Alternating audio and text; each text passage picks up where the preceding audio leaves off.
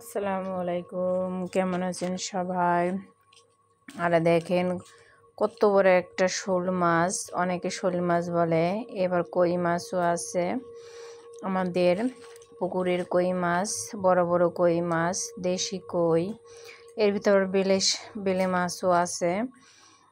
তারপর আবার দেখেন চিংড়ি মাছ ভেজে নিচ্ছি। চিংড়ি মাছ আসলে আগে ঘিলু বের না করলে এরকম গেজা গেজা হয়ে যায়, যার জন্য ভাজতে একটু কষ্ট হয়। ভাজার পরে এবার আমরা পানি দিয়ে দেব। সব মশলাপাতি আপনার ভালো উপকরণ দিয়ে সব কিছু আমরা কষিয়ে নেব। মাথাটা একটু আগে দিয়ে দিলাম, ভিতরে মশলাপাতি ঢুকবে এই জন্য।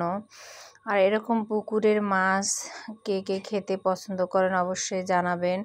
শোল মাছ, কই মাছ খুবই ভালো লাগে। টাটকা টাটকা ধইরে খাওয়া যে কী যে স্বাদ আর কী যে মজা, একমাত্র কিন্তু যারা খায় তারাই বোঝে। কিনে আপনি কতটা খেয়ে পারবেন বলেন।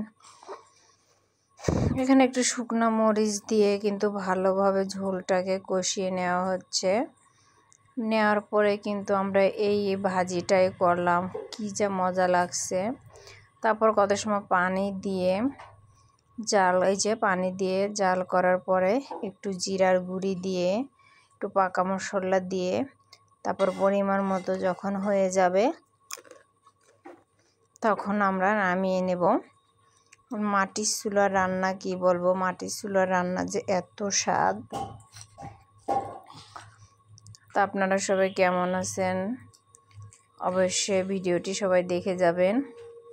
এই যে এবার তরকারিটা নামানো হয়ে যাচ্ছে, দেখেন কত সুন্দর হয়েছে।